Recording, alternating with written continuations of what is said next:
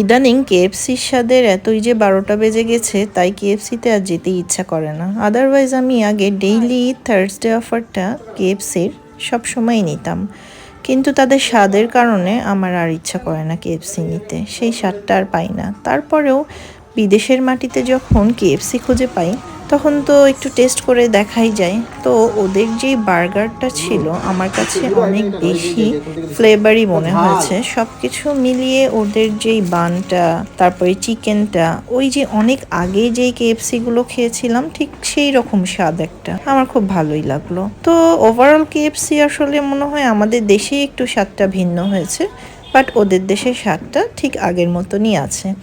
আর ওদের দেশে দেখুন, এই অর্ডার করার প্রসিডিউরটা পুরোটাই টেকনিক্যালি।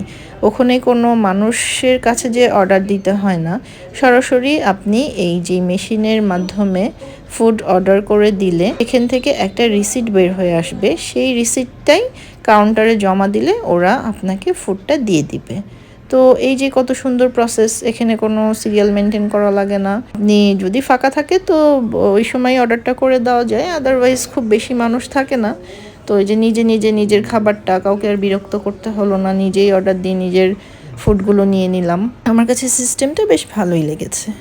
আর এদিকে আমি বার্গার, চিকেন সব কিছু নিয়ে যখন ফার্স্ট বাইটটা দিলাম, that's really likes feel previous test. Thanks for watching.